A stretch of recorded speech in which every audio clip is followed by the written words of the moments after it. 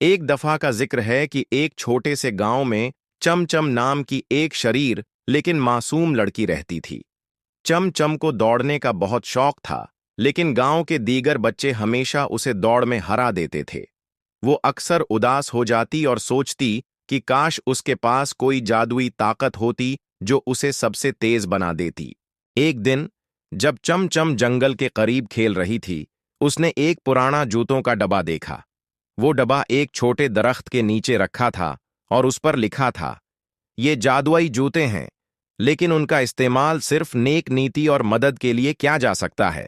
चमचम ने हैरानी से डब्बा खोला। इसके अंदर एक चमकदार जोड़ा जूतों का था। चमचम ने जूते पहनकर देखा और जैसे ही उसने पहला कदम उठाया, वो हवा में तैरने लगी। चमचम ने जल्दी से जूते उतारे और सोचने लगी कि उनका इस्तेमाल कैसे करे। उसे याद आया कि गांव के करीब एक पहाड़ी पर जाना बहुत मुश्किल होता था, जहां एक बूढ़ी खातून अपने गुमशुदा बकरी को ढूंढ रही थी। चमचम ने जूते पहने और पहाड़ी की तरफ उड़ने लगी। जूते उसे हवा में ले जा रहे थे और चंद ही मिनटों में वो पहाड़ी पर पहुंच गई। उसने बूढ़ी खातून की मदद की और बकरी को ढूंढकर वापस ले आई। चमचम के जूतों की बात गांव में फैल गई, लेकिन वो हमेशा उनका इस्तेमाल सिर्फ दूसरों की मदद के लिए करती।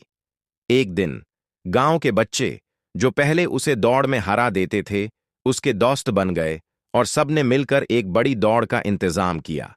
चमचम ने दौड़ में हिस्सा लिया, लेकिन उसने जादुई जूते इस्तेमाल करने के बजाय अपनी मेहनत और हिम्मत पर भरोसा किया। उसने दौड़ में सबको पीछे छोड़ दिया और पहली बार जीत गई। ये कहानी बच्चों को सिखाती है कि मेहनत, हिम्मत और दूसरों की मदद करना सबसे ज़्यादा बड़ी ताकत है।